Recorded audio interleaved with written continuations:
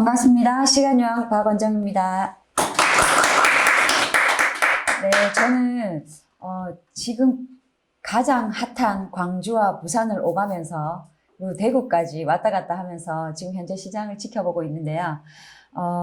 제가 지금 부산에 살고 있으니까 광주하고 부산을 비교해서 이렇게 진행해 보도록 하겠습니다. 네, 광주와 부산의 인구와 지역적 특색에 대해서 말씀드리겠는데요. 광주는 제일 특징적이었던 게 그 첨단과학 산업단지였고, 지역적으로 일자리를 많이 창출하려고 한다는 게 굉장히 인상 깊었습니다. 그래서 제가 제일 비교한 부분이 광주의 인구와 부산의 인구였는데, 광주는 145만 3,952명이었고, 그 다음에 부산은 인구수가 339만 9,749명으로 거의 2배 정도가 차이가 났었습니다.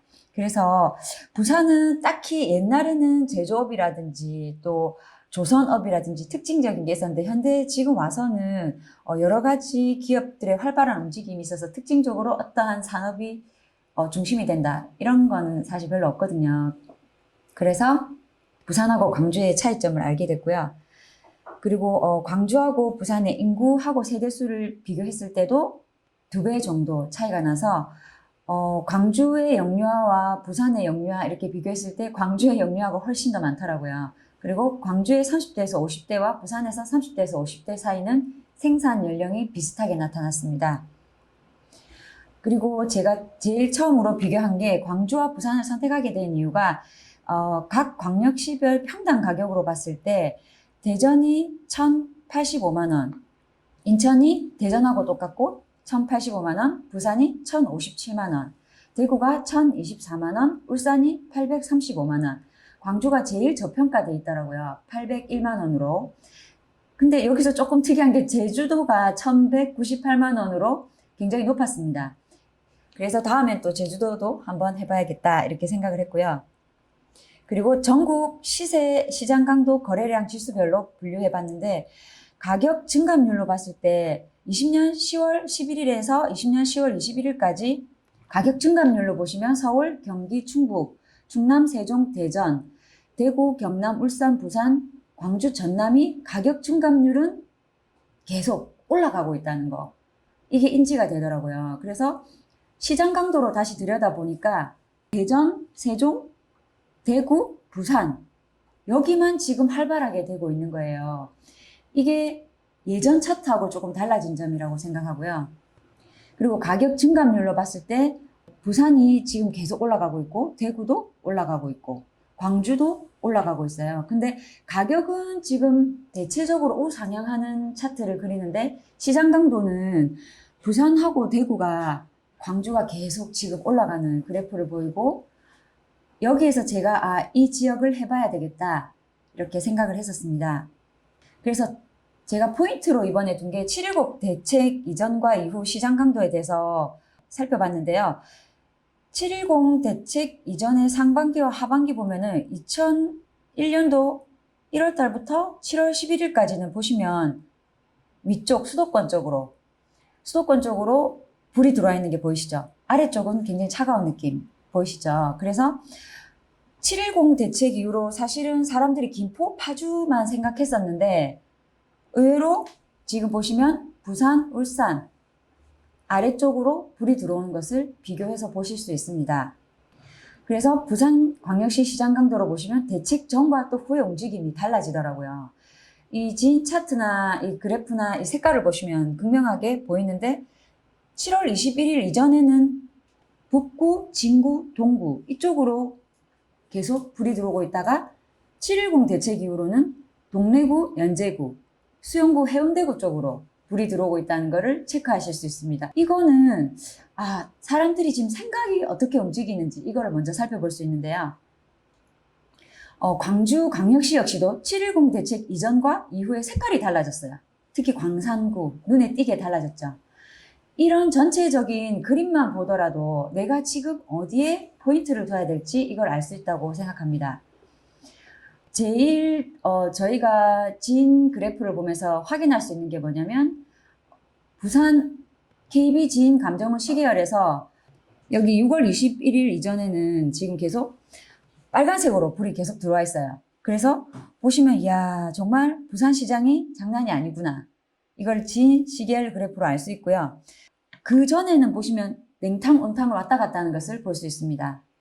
그리고 광주 KB 시계열 보시면은 너무 이 진 시계열에서 잘 보여주는 게 6월 21일 이전에는 거의 크게 움직임이 없다는 느낌이 드는데 제가 좀 포인트로 본 게 9월 1일자 보시면은 빨간색으로 진 그래프에서만 탁 표시가 돼 있어요. 굉장히 시장 반영이 빠르다는 거죠. 그래서 저는 어떻게 생각하냐면 이 타이밍에 부산시장을 봐라. 그리고 저는 사실 이제 투자를 해야 된다는 생각을 하기 때문에 이 진에서 불이 이렇게 한번 들어오면은 한번 들여다봐라. 이렇게 체크를 하거든요. 그리고 부산광역시 멀티 차트와 시장 강도를 보시면 19년 12월 조정 해제 후에 한번 폭등을 하고 좀 신기한 거는 6월부터 거래량이 폭등을 했는데 조금 7월부터 주춤하는 듯 하다가 다시 올라가거든요. 그래서 동래구랑 연제구와 해운대구 그리고 강서구가 계속 치고 올라오는 것을 볼 수 있습니다. 광주광역시 멀티 차트도 보시면 19년 11월에는 시장 강도가 상승했으나 20년 3월에는 시장 강도를 정점을 찍고 사실 다시 멈췄다가 20년 7월 이후에 다시 상승세로 돌았었어요. 동구는 사실 신축의 영향으로 계속 평단가가 높이 평가되고 있기 때문에 시장 강도가 계속 위에 있거든요. 여기서 광산구가 조금 아래쪽에 있는데 서서히 인기 지역으로 떠오르고 있다는 것을 우리가 로컬 지도에서 보시면 월별로 체크해 보시면 그 움직임을 확인할 수 있습니다. 그리고 대책 이후에도 지역별로 거래가 많이 된 곳은 부산하고 제가 광주를 날짜를 똑같이 세팅을 해서 봤는데 부산 같은 경우에는 해운대 아이파크가 원래 계속 가격이 사실 오르지 않고 있었어요. 근데 8월 이후로는 거래가 안 되다가 갑자기 폭등하면서 거래가 되더라고요. 그러면서 나머지는 거의 재건축, 재개발 이쪽으로 되면서 외곽 쪽으로도 지금 화명, 롯데, 캐슬, 카이저까지 뻗어나가는 걸 보면은 이제 가격이 조금씩 구축으로도 움직이고 있구나. 이거를 포착할 수 있었고요. 그리고 광주 같은 경우에도 제가 처음 광주를 봤을 때 광주역 근처에 광주 센트럴 자리를 봤었거든요. 근데 생각보다 사람들이 거래가 많이 가격적으로 봤을 때 부산 입장에서는 굉장히 쌌어요. 그래서 별로 안 움직이겠구나 생각했는데 아니나 다를까 거래가 많이 됐더라고요. 그래서 저는 항상 이제 광주 하면은 봉선동 하고 또 남구 쪽이랑 그 다음에 광산구, 수원동 이렇게만 생각했었는데 지금 사람들이 거래가 많이 된다는 거는 이쪽을 많이 보고 있다는 건데 실거주자들은 이렇게 새거 위주로 광주 분들은 보고 계시는구나. 이거를 체크할 수 있었고요. 그리고 제가 이제 실수요자가 사는 아파트에 대해서 생각을 해봤는데 임대 3법 때문에 지금 가격이 오르지 않을 거라고 사실 사람들이 예측을 많이 했었는데 오히려 임대 3법 때문에 전세가가 올라준 거예요. 그래서 더 갭의 효과가 나타나서 가격이 더 밀어 올리는 이런 증상이 나타나더라고요. 그래서 대책 전까지 투자된 곳은 사실 전세가가 늘다가 임대차법 개정 이후 감소 추세로 돌아섰고요. 이거는 모든 전 지역이 동일하게 나타나는 것 같은데 살고 싶은 지역일수록 최고가를 갱신하며 전세 거래는 늘어나는 추세고 매매가는 보합이더라도 전세가가 오름세로 정부가 싫어하는 갭 투자 구조가 다시 연출되는 상황이 되고 이번에 또 나올 전세 대책이 굉장히 궁금합니다. 대책 이후에 사람들이 팔려는 매물이 느는 것이냐 아니면 급매물이 느는 곳이냐 결국 전국적으로 똘똘한 한 채가 제일 필요하다 이렇게 생각되고요. 실수요자의 움직임이 어디로 가느냐에 따라서 지금 가격의 움직임이 많이 크게 반등하고 있다고 생각합니다. 그래서 지금부터 시장은 실거주자가 사야 하는 시장이고 다주택자는 사실상 취득이 어려우니까 다주택자 입장에서는 추가로 사기에는 좀 부담이 되죠. 그래서 3주택 이상인 경우에도 12%, 법인 취득세율 같은 경우에도 12%, 실거주자가 사면서 가격이 올라줄 곳이 어디인가 이런 거를 봤을 때 저희가 데이터상으로 매물이 부족하고 또 전세가는 치솟는 지역을 찾아내야 되겠다 이렇게 생각을 했고요. 그 다음에 다주택자 입장에서는 취득세를 이제 해결하는 방법으로 공시지가 1억 미만 지금 유행되고 있는 그런 곳이고 그 다음에 그 중에서도 만약에 재개발 호재까지 있다 이러면은 정말 금상첨화라고 할 수 있죠. 그래서 지금 710 대책 발표 위에 이런 이제 찌라시들이 굉장히 많이 돌았는데요. 3주택자 입장에서는 지금 더 이상 주택 구매가 안 일어나기 때문에 어떻게 지금 앞으로 이렇게 주택을 취득해야 되냐. 이걸 굉장히 숙제로 제가 사실 생각하고 있었는데 7월 전까지만 해도 경기 수도권만 보였던 규제에 대한 생각들이 김포, 파주로만 뻗어나간다고 생각했는데 지금 남쪽으로 풍선 현상으로 날아온다는 느낌이 들고요. 근데 이거는 사실 풍선이라는 생각만 드는 게 아니라 그동안 오르지 못했던 곳이 스스로 가격에 자리매김을 하고 눌려줬던 곳이 지금 현재 오르고 있다. 이렇게 생각되고 전국적으로 키 맞추기를 하고 있다. 이런 생각을 하게 되었습니다. 제가 이때 당시에 돌던 찌라시 하나를 이거를 제가 계속 갖고 있다가 지금 이거를 대입을 해보니까 이 전문가들이 말하는 6.17 대책의 규제시 틈새 시장 이거를 봤는데 지금이랑 너무 똑같은 거예요.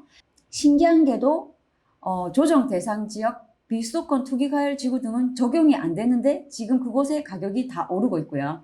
그리고 재개발 리모델링 사업 투자에 소문만 나도 가격이 올랐습니다. 그리고 전세 대출이 있는 상황에서 조정 대상 지역 갭 투자가 가능해서 경기권에도 지금 가격이 오르는 지역이 있습니다. 그리고 9억 미만 다세대 오피스텔은 적용이 안 돼서 그쪽으로도 지금 자금이 몰려가고 있어요. 사실 이거를 보면서 제가 LCT 레지던스가 생각이 나는 거예요. 거기가 규제에 적용이 안 되니까 가격이 또 올라가더라고요. 그리고 또 9억 미만 대출에서 LTV 40%가 가능하고 중저가 아파트로 가격이 또 올라갔고 여기서 비규제 지역 풍선 효과 가능성이 여전해서 김포, 파주만 여기서 언급했는데 저희는 남쪽 사람이니까 남쪽 지역의 가격이 이렇게 뛸 거라고 사실은 이때 저희는 예상을 했었어야 되는 거죠. 그래서 저희가 또 생각한 게 집이 있으면 전세 대출이 안 되니까 월세를 살면서 전세 레버리지를 하지 않고 갭 투자를 하든지 집을 사든지 해야겠다라고 생각했는데 지금 현재 이런 추세가 이어지고 있더라고요. 그래서 이게 누가 적었는지 모르게 정말 똑똑한 사람이구나. 미래를 이제 내다봤구나. 이렇게 생각하면서 앞으로 이런 보이는 찌라시들을 잘 점검해서 제가 이제 체크를 하도록 하겠습니다. 그래서 이번에 임대 3법 때문에 지금 홍남기 이 사람이 계속 홍역을 치르고 있는데 다시 이제 전세 대책이 나온다고 하니까 정치를 하는 사람들조차도 사실은 예측하지 못하는 거예요. 이렇게 정책을 내놔도. 근데 이제 투자자들이나 이런 사람들이 이미 시장을 알고 있기 때문에 예측이 가능하니까 훨씬 더 저희가 빠르게 움직일 수 있겠다 이런 생각을 했었고요. 그 다음에 제가 제일 중요하게 생각하는 게 전세 매물 부족 지역. 이게 저희가 지켜봐야 할 지역들인데 광주가 지금 보시면 세 군데나 나와 있어요. 북구, 광산구, 남구. 근데 여기서는 지금 11월 기준으로 북구, 광산구, 남구가 전세 매물이 부족하다고 나왔는데 지금 가보시면은 전세 매물이 부족하지 않습니다. 한 템포 조금 늦다는 거 알 수 있고요. 왜냐하면 이미 광산구, 남구, 북구에는 투자자들이 진입을 했기 때문에 전세 매물이 이제 조금씩 나오고 있어요. 그래서 가격이 처음에는 전세가가 올라가면서 투자자들이 진입을 하고 다시 전세 매물이 나와지니까 전세가가 조금 유지되고 있는 상태인데 그래도 호가는 계속 올라가고 있더라고요. 전세 호가도. 그래서 그런 부분들을 인지하시고 들어가셔야 되겠다 생각합니다. 여기 KB 매수 우위 지수를 보면서 제가 정말로 느낀 게 이번에 알게 된 게 40%, 40이라는 숫자가 보이면 지켜봐야 되겠다. 이게 정말 정확하다는 게 사람들의 심리를 정확하게 읽어주고 있더라고요. 부산은 6월부터, 광주는 5월에서 6월, 그 다음에 그 사이에 코로나 문제로 잠깐 주춤하다가 계속 올라가는 거예요. 왜? 이게 사람들 심리가 여기가 저평가되어 있다고 다 같이 느끼니까 이런 부분들이 가격이 올라갈 수밖에 없는, 키 맞추기를 할 수밖에 없는 이런 시장 구조를 갖고 있는 거예요.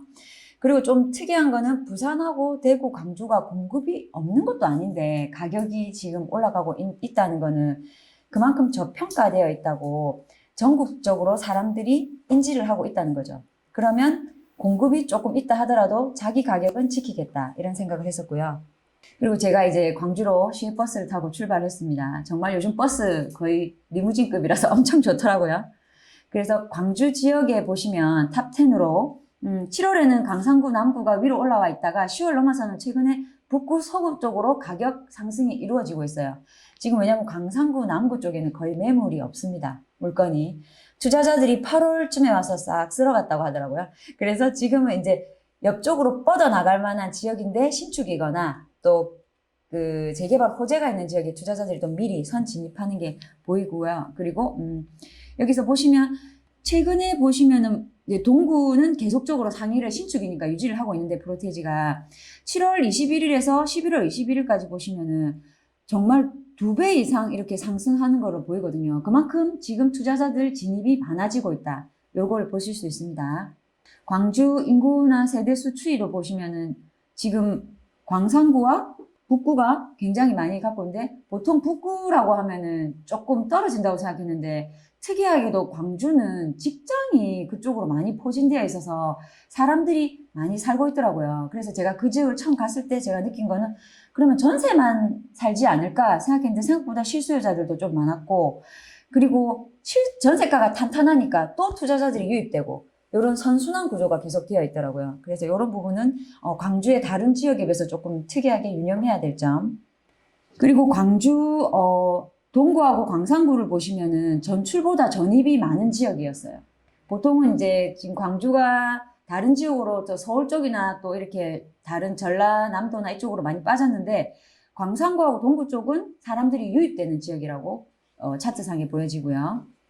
그리고 광주 같은 경우에도 지금 보면은 2022년도에만 공급이 있고 나머지는 지금 공급이 없어요. 그래서 지금 투자자들이 요거를 보고 또 들어가지 않았나 그런 생각도 사실 좀 해봤어요. 지금 11월이니까 전세 세팅을 하면 내년 21년에서 23년도에 전세 2년, 4년 간다고 해도 공급이 없으니까 지금 들어가기 제일 좋은 타임이니까 투자자들이 작은 갭으로 들어갈 수 있는 지역을 광주를 찾고 있는 것 같습니다.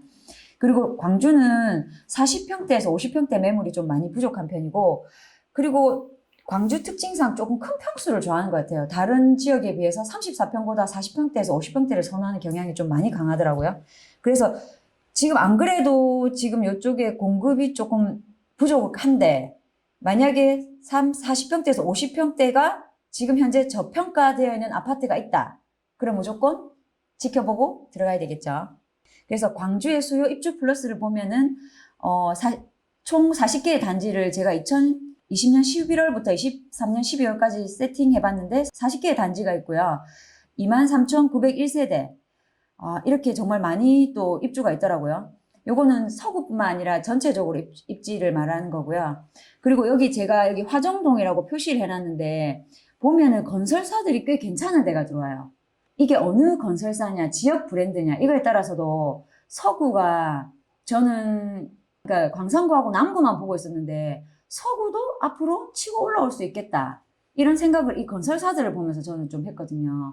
보는 각도가 이제 물론 서구가 입지가 좋은 거는 알겠는데 아직까지 가격이라든지 구축으로 저평가되어 있어서 처음 투자하시는 분들 입장에서는 들어가기가 조금 어려운데 여기 건설사들 보고 나니까 조금 해답이 나오는구나 이런 생각이 좀 들었고요. 그리고 광주 지역의 멀티 차트를 보시면은 면적별로는 20년 3월까지는 큰 평수가 올랐다가 다시 20년 7월부터 반등하는 거 알 수 있고 이때부터 투자자들이 적극적으로 들어가기 시작했어요.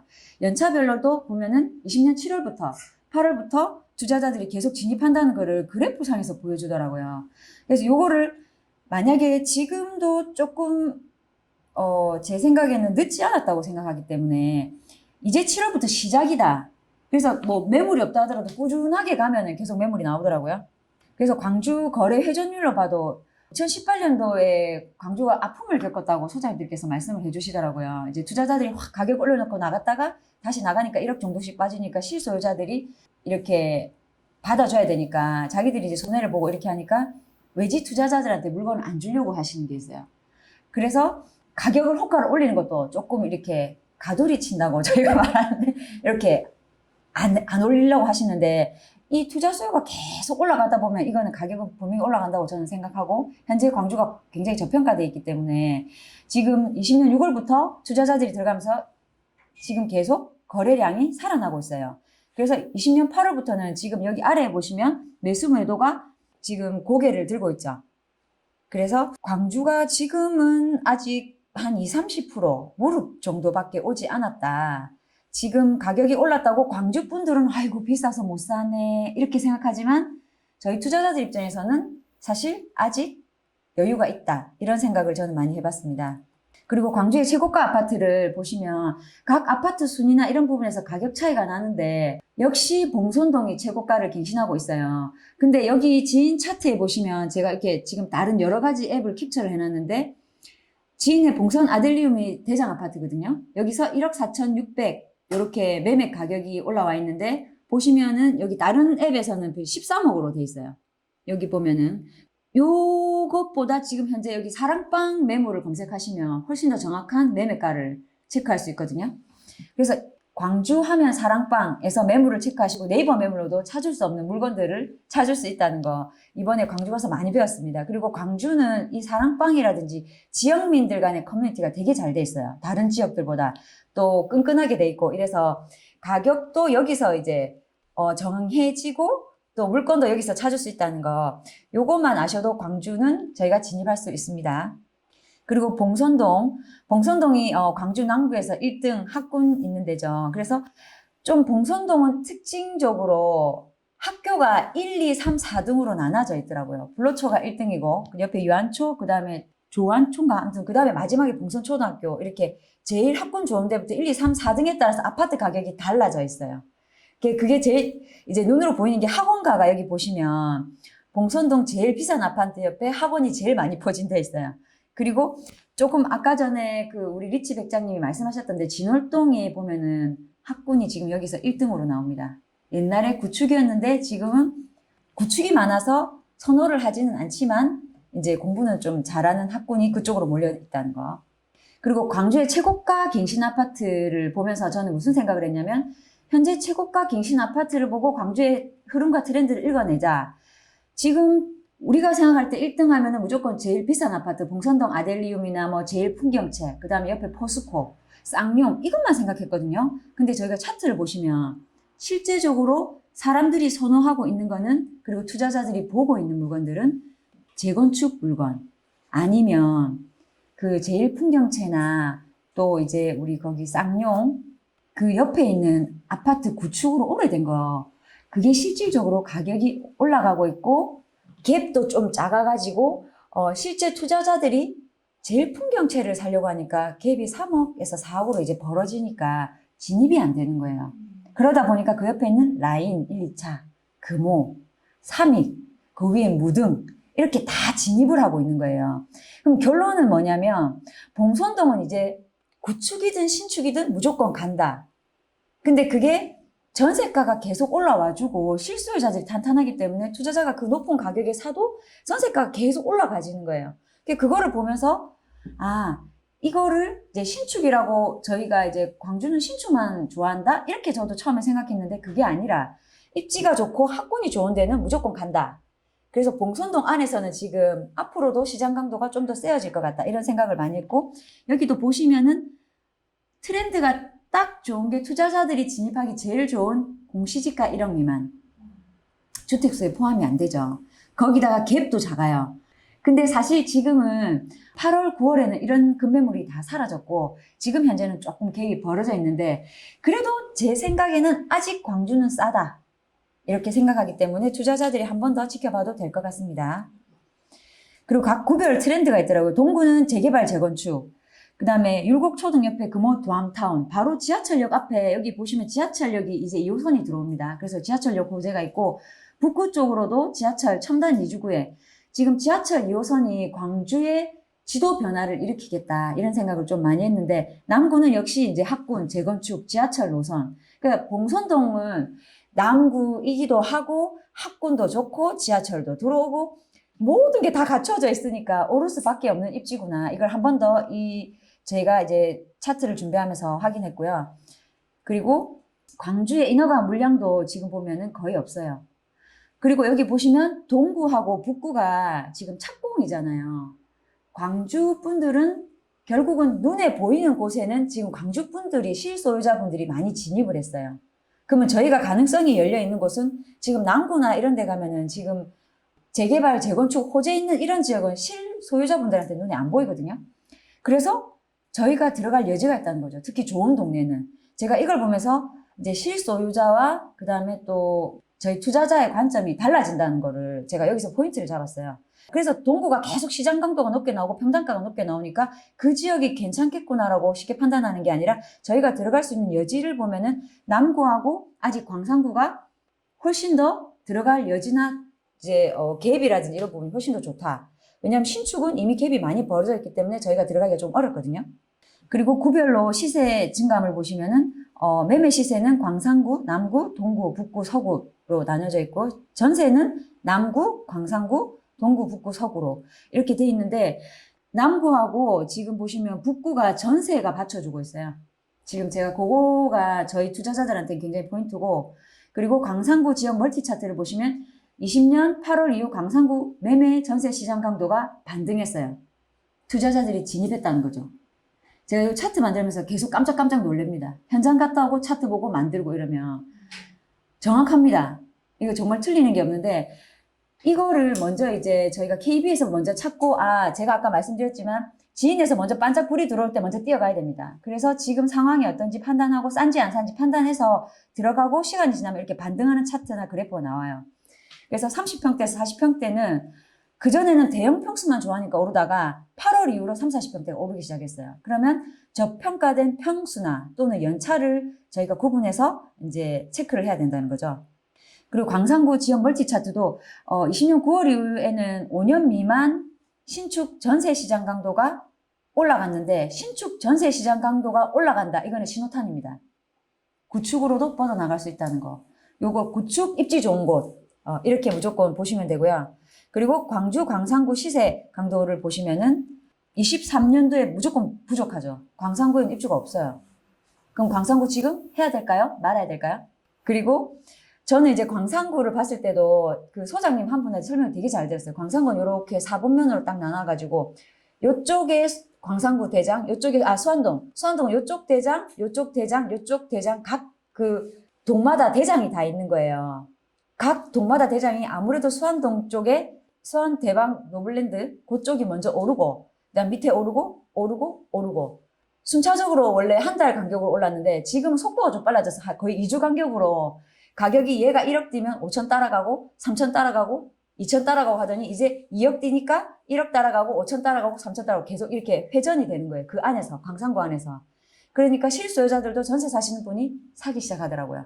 제가 그거를 딱 보고 나니까 광산구 계속 가겠구나 이렇게 생각을 했었습니다. 그리고 광산구 동별 시세 시장 강도 보시면 저는 이제 장덕동하고 수안동을 봤는데 수안동이 가격이 지금 1,409만 원이에요. 근데 장덕동이 1,092만 원이에요.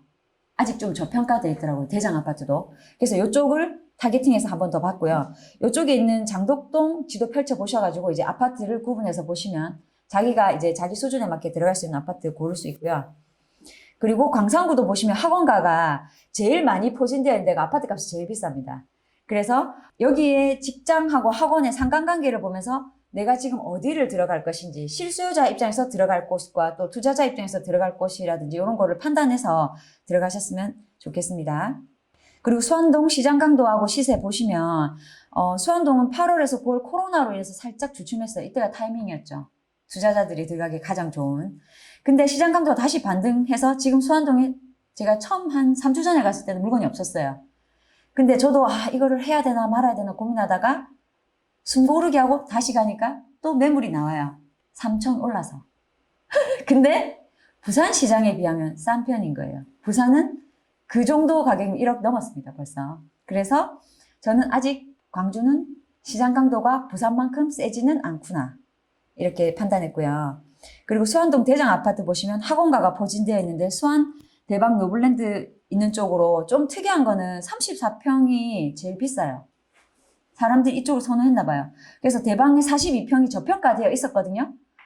근데 최근에 이제 그쪽 매물이 또 다 소진돼서 이제는 대형 평수도 가격을 위로 가져가고 있어요. 그러니까 싸다고 판단되면 투자자들이 먼저 선 진입해서 가격을 올려버리니까 계속 가격을 끌어가는 그런 현상이 일어나고 있습니다. 제가 이거 수안동 가가지고 제일 첫 번째 본 집인데요. 호반 베르디 밀차인데 정말 집이 예쁘더라고요. 39평인데요. 정말 집도 깔끔하게 돼 있고 또 주인분이 또 집을 잘 해놓으셨는데 여기 뒷모습만 찍었는데 여기 남자분이 강사분이신 것 같더라고요. 그래갖고 제가 같이 부인인 척 따라 들어갔는데 같이 집을 여럿이서 보면 가격이 올라가니까 제가 따라 들어가서 그냥 아무 소리 없이 저는 이제 사진만 찍어 왔는데 이분이 지금 여러 명을 데리고 와서 이렇게 아파트를 보고 계시더라고요. 이미 저도 한 발 늦은 거죠. 근데 중요한 거는 그래도 이때만 해도 3주 전만 해도 가격이 또 저평가되는데 그때 한 5억 3천 이렇게 나왔는데 지금 6억 넘어서 나옵니다. 제가 그거를 보고 나서 이렇게 한번 이렇게 다 이렇게 매물을 다 이렇게 하고 가면은 그 다음에 바로 가격이 5천 이상 뛰는 게 지금 광주시장이구나. 이거를 현장에서 느낄 수 있었습니다. 그리고 수안동 대장 아파트 찾기에서 저는 지금 전세가 위주로 지금 소팅을 했는데 현진 에버빌은 40평대 이상밖에 없어요. 수안동은 적은 평수는 없어요. 거의 큰 평수 위주로밖에 안 되고 여기는 지금 현재 보시면 전세가가 5억대입니다. 그러니까 여기서 제가 이제 포인트로 생각하는 게 그럼 이게 부산하고 대비했을 때는 가격이 어떻게 될까? 그 제가 광주를 가면서 이번에 생각한 게 대전의 한 3년 전의 시장하고 비슷하다. 이런 느낌을 좀 많이 받아서 그런 거를 매칭해가지고 지금 어느 타이밍에 들어가고 어떤 아파트를 사야 되고 내가 어떤 투자를 해야 될지 고민을 해야 된다고 생각합니다. 그래서 수안동을 같은 평형대로 이렇게 보시면 현진 에버빌, 대박 노블 6차, 코오롱 하늘채 30평대, 수안 우미린 2차. 수안 우미린은 30평대예요. 그래서 10월 이후로 매물이 잠겨가지고 사실 거래가 안 찍혀요. 그리고 투자 수요가 많이 들어가서 그 8월부터 10월까지가 제일 많이 찍히고 거래량이 굉장히 많았었습니다.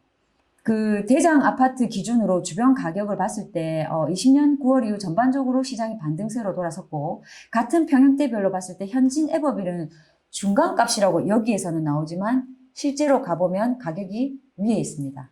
현진 에버빌이 왜냐면 위치가 굉장히 좋거든요. 학원가 바로 앞에 있어가지고. 그래서 제가 이제 시세보다 낮은 경매 물건을 봤는데 광산구는 없습니다.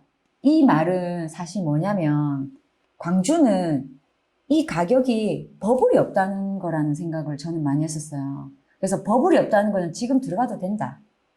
부산 같은 경우에는 지금 차이가 굉장히 많이 나거든요. 그래서 시세보다 낮은 물건 검색하면 나와요. 지금 근데 광주는 대체적으로 시세보다 낮은 물건이 없으면 지금 지 가격이니까 지금 어느 정도 가격이 올랐다고 해도 인정하고 사도 된다. 이걸 제가 판단했었습니다.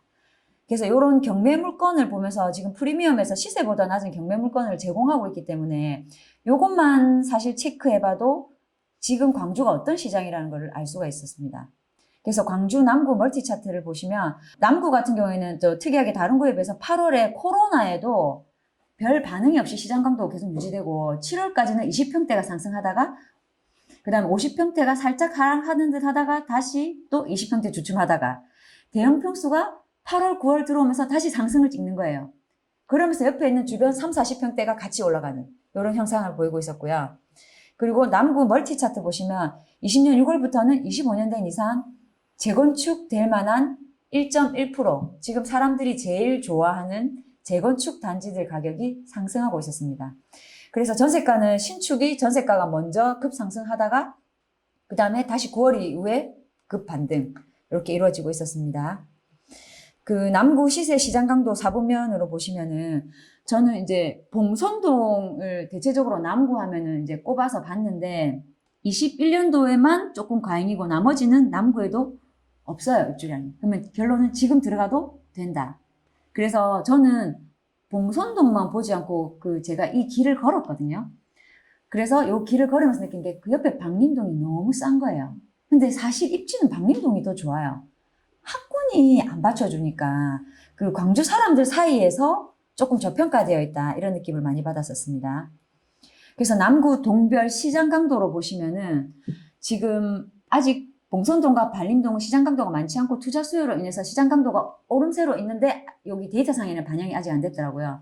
그래서 실거주자들은 세거나 봉선동의 평당가 높은 1군 아파트 쪽으로 지금 들어가고 있는데 저는 박림동도 괜찮게 봤어요. 아까 리치 백장님이 말씀하신 박림동 유머시아가 입지가 진짜 좋은 거예요. 근데 사람들이 안 봐요. 광주 사람들은. 근데 저희는 이제 전체 그림을 볼 수 있으니까 이 부분도 한번 체크를 해봐야 되겠다 이렇게 생각을 했었습니다. 그래서 제가 봉선동에 가서 이제 그 부동산에 가서 찍은 사진인데 여기 밑에 보시면 소장님 다리 위에 이렇게 A4 용지 놓여 있잖아요. 여기 저희 지인 그 로컬 지도를 보시면 정확하게 나와 있어요. 라인 하이츠랑 옆에 쪽에 모아, 그 다음에 명지맨션, 이쪽은 재건축 예정구역이라고 표시되어 있고, 구청에다 전화해보니까 이제 예정구역으로 되어 있어요. 근데 라인 광장은 재건축 취소가 되어 있어요. 그래서 사람들이 이제 1군 투자자들이 들어갔을 때는 라인 하이츠를 다 급매물을 싹쓸이를 하셨더라고요. 근데 제가 현장에 가서 이 소장님을 좀 잘 만난 것 같아요. 자기가 라인 광장을 재건축 동의서를 받고 있는 거예요. 그럼 부산이 만약에 이거 소문났다? 벌써 물건 없습니다. 그래가지고 제가 요거를 알고 이제 제 아시는 분 지인한테 라인 광장에 재건축 동의서 받더라. 근데 라인 광장에 그 당시에 매물이 한 20개 나와 있었어요. 그 다음 주에 매물이 하나도 없어졌어요. 제가 그걸 보고 나서 이 소장님이 저만 보여준 게 아니셨을 거라고 생각을 하기 때문에 근데 라인 광장 물건이 일주일 만에 순식간에 사라지는 거예요. 근데 이게 되든 안 되든 지금 트렌드로 봤을 때는 가격이 오를 수 있는 여지를 제공해 준 거예요. 그래서 저는 이분이 나이가 굉장히 많으셔서 한 80대 소장님이셨는데 자기는 그냥 자기 동네니까 저는 하는데 왜 여기 안 하노 싶어갖고 자기는 하나하나 이제 주민들 동의를 받고 있는 중인데 저희 입장에서는 완전 황금알인 거예요. 저는 깜짝 놀라서 그래서 살짝 몰래 사진 찍었는데 여기는 입지도 굉장히 좋고 라인 하이츠가 지금 재건축 예정구역인데 라인 광장이 안 간다는 게 말이 안 되는 거예요. 그러면 지금 부산 같은 경우에도 재건축 해제된 지역도 지금 다시 오르고 있어요. 그러면 얘는 결론은 간다는 거죠. 결국 일주일 뒤에 이게 매물 사라지더라고요. 없어요, 없어. 그리고 호가도 2, 3천씩 올라서 나오고. 그래서 내가 타이밍 좋았구나. 하지만 또 잡진 않았고요. 그리고 봉선동 학원가를 비교하면은 역시 봉선 이동에 제일풍경채 옆에 하고 블로초등학교 옆에 학군이 압도적으로 많았고 그 다음에 제가 택시 아저씨하고 대화를 하면서 이렇게 봉선동을 들어갔었거든요. 그때 진월동에 이제 옛날 구축에 있는 학군 좋은 데가 지금 현재로는 운동이라든지 예능 쪽으로 특기생들이 많이 들어간다고 이렇게 이해하시더라고요. 그래서 이제 지역 택시 아저씨들하고 한 30분 정도 계속 얘기하고 나니까 그 동네 색깔을 좀 알겠더라고요. 그래서 지금 딱 그 사거리를 중심으로 여기는 부자 동네, 여기는 못 사는 동네 이렇게 딱 구분하시대요. 근데 제 눈에는 얘가 더 반짝이는 거예요. 왜? 이미 가격이 반영된 지역과 반영되지 않은 지역이 구분이 되니까. 근데 더 중요한 거는 봉선동 이쪽은 안에 들어가야 되지만 요 위쪽으로는 지금 지하철 2호선이 다 줄이 꺼져 있어요. 그럼 우린 여기 가야 되잖아요. 가격이 오른 게 뻔히 보이는데. 제가 그거를 보고 나서 느낀 게, 현장 중요하다는 거. 그리고 지역민들하고 꼭 소통하고 얘기 나눠봐야 됩니다. 그래서 제가 이제 그 봉선동 가서 야경 사진을 찍었었고요. 그리고 봉선동 시장 강도 및 시세에 대해서 8월에 살짝 주춤하다가 코로나에 크게 영향받지 않은 봉선동은 이제 갑 오브 갑이라는 거죠. 그래서 50평대는 7월 이후에 다시 움직이다가 20평대는 7월부터 살짝 주춤하다가 최근에 지금 매물이 없어졌습니다. 지금 그 9월, 10월에 투자자들 들어오면서 20평대 매물 싹 다 들어가고 다 팔리고 이제 호가 나오고 이런 상황입니다. 그래서 남구 대장 아파트는 역시 한국 아델리움 1단지고요. 시세별로 소팅했을 때는 한국 아델리움 1단지였는데 제가 증감액으로 소팅을 하니까 조금 그래프가 다르게 나왔어요. 저는 이게 제일 우리가 지인 차트를 쓰면서 이거 로컬 차트거든요. 이런 걸 좀 잘하면 물건을 사실 저는 찾을 수 있다고 생각을 해요. 여기 보면 3위 2차랑 라인 하이츠, 라인 2차 여기 밑에 보면 금호타운 이렇게 나오잖아요. 지역민들은 여기가 오래됐다고 들어가거나 보지 않아요. 이 가격 주고 여기 못 살겠다 이렇게 생각을 해요. 근데 저희 입장에서는 이게 딱 차트에 소팅되는 순간 얘는 지금 사도 안 늦구나. 근데 현장에 가니까 여기 지금 현재 물건 없어요. 똑똑한 투자자들은 벌써 샀어요. 근데 나오기는 나오는데 조금 2, 3천 오른 가격으로 나오죠. 저는 현장 가고 이 데이터를 딱 매칭해서 보니까 지인 차트에서 가리키는 요거를 포착을 잘해야 되는 거예요. 그래서 소팅을 어떤 관점으로 하느냐에 따라서 이게 잡히는 거라는 생각도 들고 이 딱 잡히는 순간에 그 일대를 현장 가갖고 뭐 하루를 이렇게 완전 조사를 해보면 나중에 이 그래프가 그러니까 이 차트가 정확하다는 걸 인지를 하겠더라고요. 그래서 내가 이 동네를 모르면 여기가 눈에 안 들어왔을 텐데 제가 이거 3위 2차 라인 하이츠 그 다음에 여기 나중에 밑에 보면 라인 2차도 보면은 제일 풍경채 옆에 있고 이 동네 사람들은 아이고 주차가 불편해서 이거 절대 안 산다고 하는 지역인데 여기 지금 매물 계속 호가 올라가고 있어요. 이게 제가 저는 이 지인 차트를 보면서 굉장히 도움을 많이 받았고, 제가 현장 갔다 오고 나서 이거를 차트를 만들었기 때문에 더더욱 더 눈에 들어오는 거예요. 그래서 이런 부분들을 여러분들이 조금 더 신경을 써가지고 내가 현장을 돌면서 차트를 만들어보고, 그걸 매칭을 시키다 보면 내가 지금 어디에 투자해야 되고 아직 저평가된 데가 어디고 이게 판단이 될 겁니다. 그래서 이런 부분을 조금 체크하시고요. 그리고 봉선동 대장 아파트 입주지도, 제가 아까 말씀드렸죠. 여기 지금 지인 이 빅데이터 지도를 쫙 펼쳐보면 너무 색깔이 표시가 잘 됐어요. 지금 여기 알록달록 예쁘죠? 봉선동. 여기는 정말 구축이 잘 돼 있어요. 전반적으로. 그래서 재개발 관리 처분인가 예정구역, 그리고 여기 취소 빨간색 보이죠? 이게 라인 광장이에요. 요 위로 지금 지하철 2호선 23년도에 뚫립니다. 그러면은 저는 봉선동 밑에 학군 있는 데만 가격 오를 거라고 생각하지 않아요. 이 앞에는 지금 가능성을 더 많이 갖고 있는 거예요. 그래서 여기 지인 로컬 차트에서 이걸 딱 보고 나니까 현장 가서 저는 답을 찾았어요. 아, 이거 하면 되겠구나. 이거 지금 저평가돼 있네. 이렇게 판단을 하고, 지금 근데 이 지역 사람들은 여기를 안 좋다, 썩었다 이렇게 표현하시더라고요. 근데 저희들 눈에는 굉장히 반짝이게 보이죠. 그래서 저는 이게 어떻게 보면 별거 아니지만 이런 단순한 하나만으로도 현장 가서 저는 바로바로 체크합니다. 그래서 이런 것들이 내 기준과 또 실거주자들의 현장 하시는 분을 기준하고 이게 좀 달라서, 지금 현재로는 제가 이걸 보면서 제 판단이 맞다고 생각하거든요. 가격 오름을 보면. 그래서 지금 만약에 여기 위에가 오르면 당연히 제일 풍경채라든지 1등 아델리움은 더 오르겠죠. 근데 이제 실거주로 여유가 있으신 분은 그쪽으로 들어가시면 되고, 자기가 그런 여유가 되지 않고 이제 투자로서 조금 수익을 보겠다, 그럼 이쪽으로 관심을 가지고 보셔도 된다는 거. 그리고 남구 대장 아파트 찾기 전에 이제 전세가 높은 순으로 전세 증감률로 봤는데, 보시면 뭐가 나오죠? 라인 하이츠, 무등파크 맨션은요 1.1% 아닙니다. 근데 입지가 좋아요.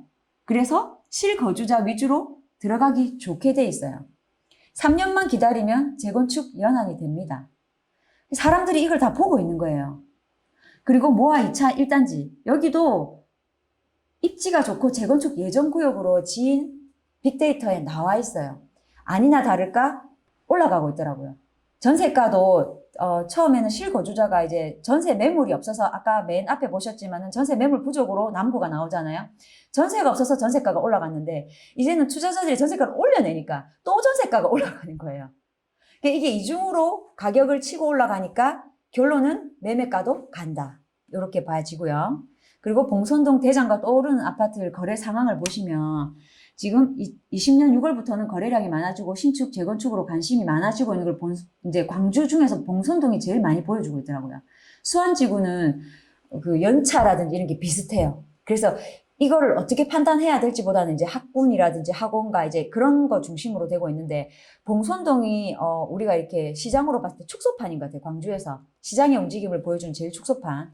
그래서 신축 옆에 있는 구축 라인, 그 다음에 금호 이런 데도 지금 가격이 계속 움직이고 있고, 거래량이 지금 아래에 보시면 폭등하고 있는 거 보여지시죠?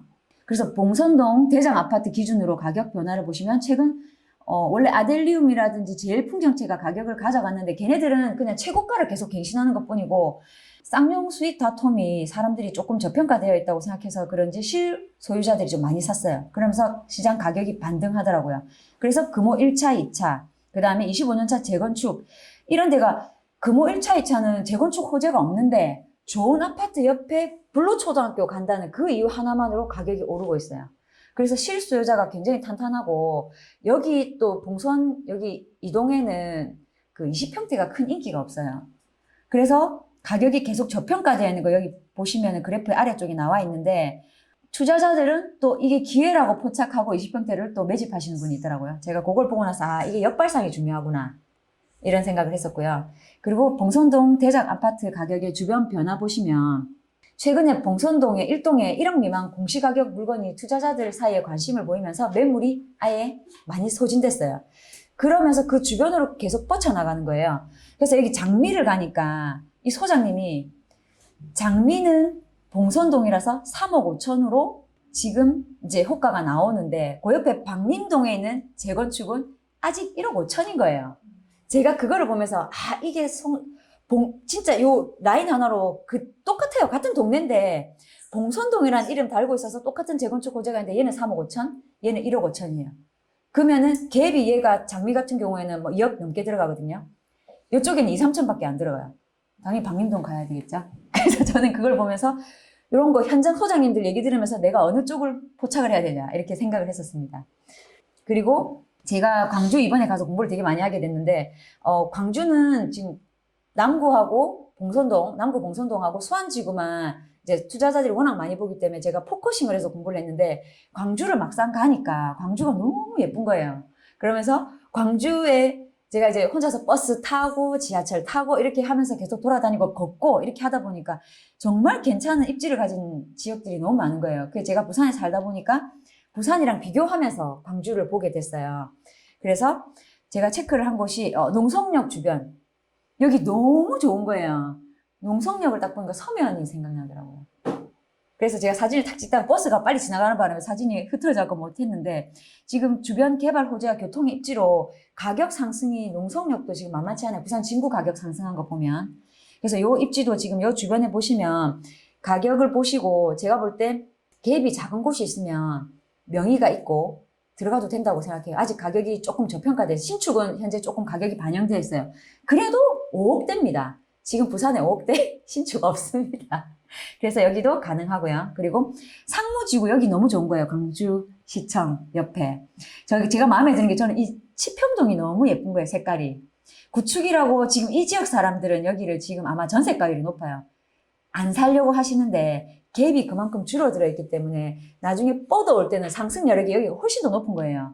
작은 돈을 들어가서 수익률을 극대화할 수 있는 곳이 저는 이 지평동 광주역 근처라고 생각하고 이게 상무지구. 여기가 입지가 되게 좋아 보였었고요. 그리고 계림동.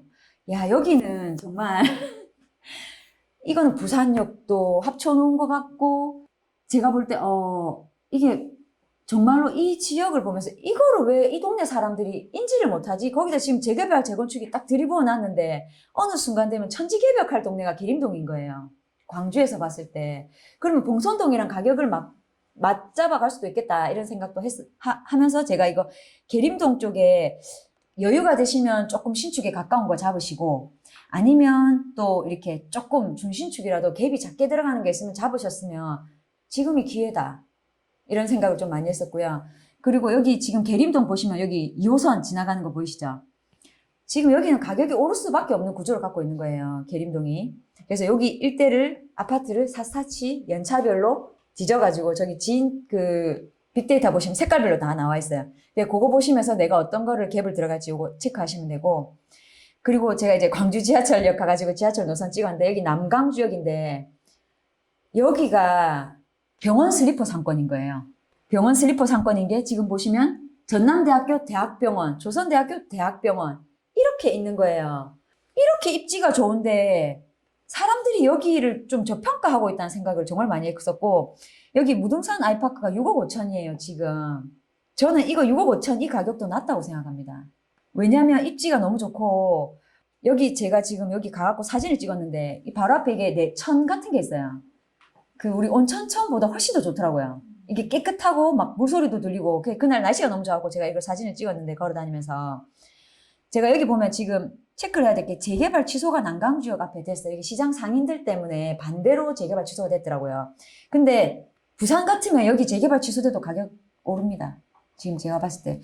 요거도 만약에 광주 분들이 이제 조금 더 이제 다른 지역의 가격이 올라가는 것을 보고 만약에 힘을 받으면 여기 다시 동의서 거둘 수 있다고 생각되는 지역이 난강주역이었어요. 여기는 너무너무 입지도 좋고 2호선하고 이게 더블 역세권을 형성하고 있더라고요. 그래서 여기는 무조건 가격 오를 지역이고 여기 무등산 아이파크도 너무 저평가돼 있고 그래서 이 부분을 조금 더 지켜봐야 되겠다. 그래서 광주가 지켜볼 때가 너무 많은 거예요. 그리고 또 이게 첨단지구, 직장 많은 곳. 저는 직장이 많아서 전세만 살고 나중에 빠져나올 거라고 생각했는데 탄탄하더라고요. 여기 수요가. 실수요자가 탄탄하니까 가격 방어가 되는 거예요. 그래서 요거를 보면서 이제 첨단지구도 봐야 되고 수안동에 갔을 때 소장님들 한 분이 첨단 3지구 택지 분양을 하시는 거예요. 근데 그 택지 분양 가격이 또 호가를 치고 있더라고요. 그러면 결론적으로는 얘가 성공했으니까 또 3단지 택지 가격도 올라가는 거거든요. 제가 그거 보면서 첨단지구도 아직 기회가 있고 그런 택지 분양하는데도 위치가 어딘지 체크를 해봐야 되겠다 이렇게 생각하면서 내려왔는데 이런 부분들 그리고 여기 아까 보셨지만 남구도 광주는 시세보다 낮은 경매물건 없는 걸로 서구나 북부에 조금 있긴 한데 거의 그거는 지금 볼 때 제가 볼 때 그 가격 아닙니다. 100% 넘어서 아마 낙찰되지 않을까 이렇게 생각하고 아무튼 광주는 지금 아직까지 너무너무 좋은 시장이라는 거. 그리고 부산 지역으로 제가 이제 광주하고 부산을 제가 비교하면서 생각을 많이 하면서 광주를 평가를 했었는데 부산 지역 보시면은 부산은 8월부터 급격하게 상승해서 수영구는 9.67, 해운대구는 8.04, 연제구는 6.44로 지난 10일간 계속 상승 중이에요. 지금 10일밖에 안 됐는데도 시장 강도가 이렇게 나오거든요. 정말 완전 가파르게 고개를 빳빳하게 들고 있는데 제가 이거 보면서 광주가 우리보다 속도는 한 3배 정도 느린데 안 가지는 않을 거라는 걸 부산 시장을 보면서 판단을 했어요. 왜냐면 부산은 공급도 많은데 이렇게 가는데 광주가 못 갈 이유가 없는 거예요. 입지적으로도 너무 좋고 환경이 받쳐주는 것 같다는 생각이 좀 많이 들었고 부산도 보면 인구나 세대 추이가 지금 남부 동래구, 진구, 사하구 쪽으로 많이 포진되어 있고 그리고 부산도 보면은 강서구, 기장군, 수영구, 연제구 쪽으로는 전입이 더 많습니다. 이게 제가 볼 때는 이제 새 아파트의 영향이지 않을까 이렇게 생각하고요. 그리고 부산 같은 경우는 공급이 많아요. 근데 가격이 지금 연일 일주일 만에 1억씩, 2억씩 오르는 거 보면 신기하죠. 제가 볼 때 사람들이 학습됐다 생각하거든요. 그래서 이 가격을 계속 치고 있다. 근데 보시면 큰 평형대가 부산도 부족해요. 그럼 큰 평형대는 3, 40평에 비해서 또 작은 평수에 비해서 가격이 2, 3억 더 오를 거라는 이런 생각을 할 수가 있거든요. 그래서 부산 수요 입주 플러스를 보시면 해운대구 같은 경우에도 총 90개 단지 71,177세대 이렇게까지 지금 들어올 아파트가 많아요. 근데도 가격은 연일 갱신을 하고 있습니다. 그래서 부산시 멀티 차트를 보시면 20년 3월에 잠시 주춤하다가 6월부터 급상승했는데 이게 진 그 시계열에서 이미 보여줬잖아요. 반짝이고. 그래서 부산은 신축, 구축 상관없이 부산 전체 시장이 지금 흔들리고 있어서 이게 언제까지 갈까 이것도 제가 조금 기대하고 있고 그리고 부산의 최고가 아파트는 역시 상익비치 52평대 그리고 상익비치 보시면 입지가 굉장히 좋죠. 그리고 부산 최고가 갱신 아파트 제가 지금 부산을 너무 잘 알고 지난번에 제가 얘기를 했기 때문에 이렇게 조금 빠른 속도로 넘어가고요. 제가 오늘 부산하고 광주를 비교했을 때 광주가 아직 갈 여력이 있냐 없냐를 판단하기 위해서 사실 부산하고 비교를 했거든요. 그래서 부산은 보시면 지금 제재가 트렌드고 공시지가 1억 미만으로 계속 들어가고 있습니다. 사람들이. 그래서 이제 실제 1억 미만은 없고 공시지가 1억 미만만 남은 상태거든요. 근데 갭이 이제 1억씩 벌어지는 거예요. 그럼 과연 이걸 해야 되냐 말아야 되냐. 근데 재건축 재개발 호재가 있다면 사실 해도 되는데 없는데도 사람들이 이제 인지를 그렇게 하는 거예요. 이제 5층이다. 이제 세대수가 작고 대지 지분이 많다. 이런 무조건 지금 이제 찾아서 들어가는 이런 트렌드를 부산은 갖고 있습니다. 그래서 각 구별 보시면 해운대구 같은 경우는 우동에서 이제 재송, 중동, 좌동으로까지 지금 가격이 뻗어나가가지고 구축들이 굉장히 많이 움직이고 있어요. 이제 1억씩 움직이고 있고 수영구 같은 경우에는 밀락동, 광안동, 이제 망미동의 구축들까지 가격이 상승을 1억씩 또 했습니다. 그래서 동래구 같은 경우에도 명륜동을 중심으로 그 주변으로 계속 가격이 뻗어나가고 있고 제가 부산 인허가 물량이나 정비 사업 같은 경우에는 지금 이렇게 현재 표시된 건 없는데 앞으로 예정된 게 좀 많아가지고 공급이 좀 더 많아지지 않을까 이렇게 생각하고요.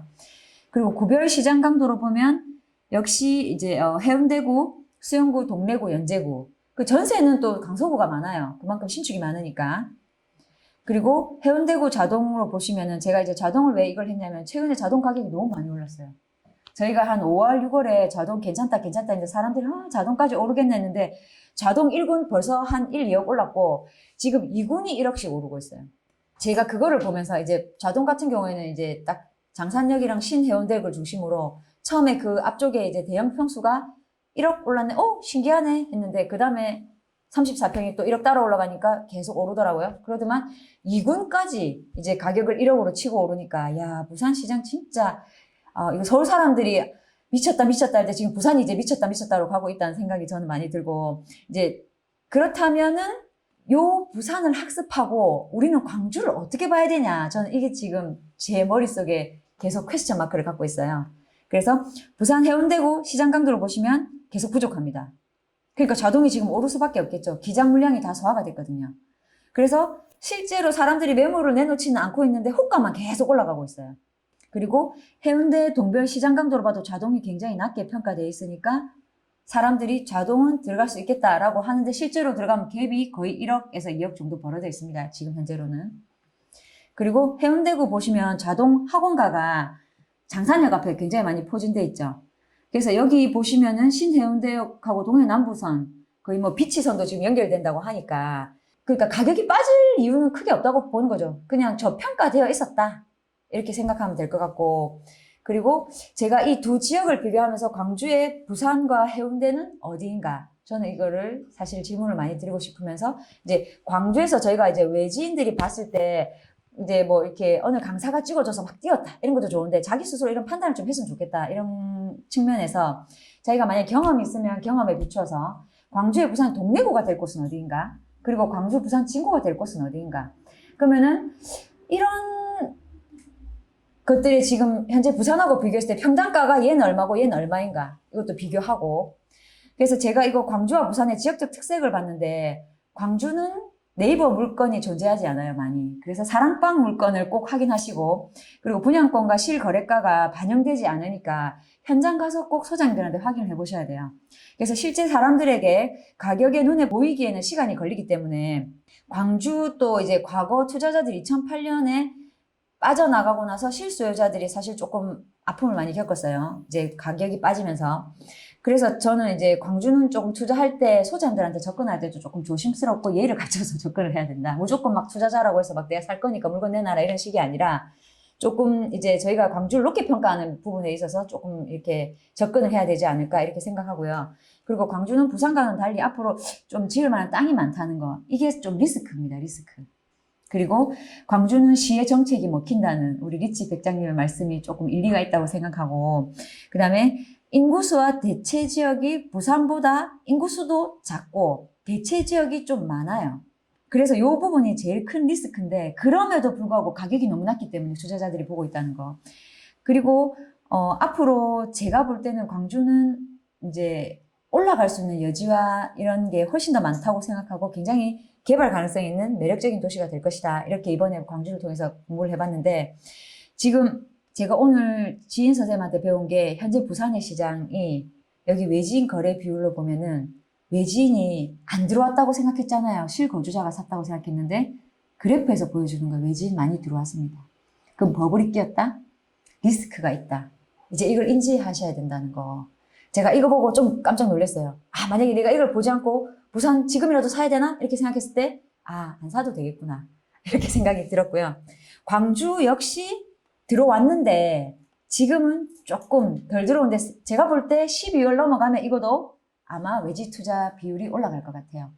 이런 부분들을 조금 차트를 통해서 이거 하나만 정확하게 제가 볼 때는 이 차트를 해석하는 힘만 가져도 충분히 투자할 여지가 있다 이렇게 생각을 하고요. 오늘의 결론은 그 새로운 지역을 공부할 때 과거의 경험치와 현재의 시장 상황을 분석하고 부산 시장의 현재도 지켜봐야 된다. 그 다음에 유동성과 연일 계속되는 신고가 이 시장이 또 계속 유지될 수 있을지도 지켜보면서 무조건 사는 게 아니라 자기가 가격 기준에 맞으면 되는데 이게 실수요자가 아니라 투자자 입장에서는 사실 조금 위험 부담이 좀 크다고 생각하고요. 광주는 부산에 비해서 아직 많이 저평가되어 있고 오를 여지를 많이 갖고 있습니다. 그리고 이번 정부와 정책으로 인해서 제가 정부가 가격을 골고루 올려주는구나. 참 고마운 정부구나. 우리가 수도권만 720 대책이 없었다면 수도권만 지켜봤을 텐데 감사하게도 묶어주시니까 이제 밑으로 뻗어나와서 얘네들이 제자리를 찾아가는구나.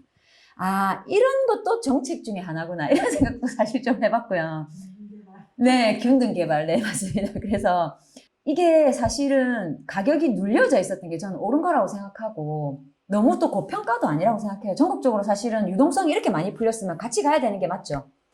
그래서 광주가 지금 현재는 여력이 있다. 이렇게 생각하고 저는 이런 차트를 통해서 계속 공부를 계속 하고 있지만 현장에 먼저 있다가 차트를 뒤늦게 배운 사람이기 때문에 이걸 먼저 알았더라면 사실 실수나 실패는 거의 안 했다고 봐요. 그래서 이런 부분들을 먼저 이제 계속 공부하면서 앞으로 투자하는 데 도움이 되셨으면 좋겠고 다음에 숙제는 그 다음 저평가된 지역은 어디일까? 그리고 지금 규제가 또 나올 거잖아요. 그럼 이 규제 속에서 또 오를 지역은 어딘가? 이게 우리가 또 풀어야 되는 숙제고 저는 이런 부분들을 저희 지인 지전스와 함께 공부해 나가셨으면 좋겠습니다.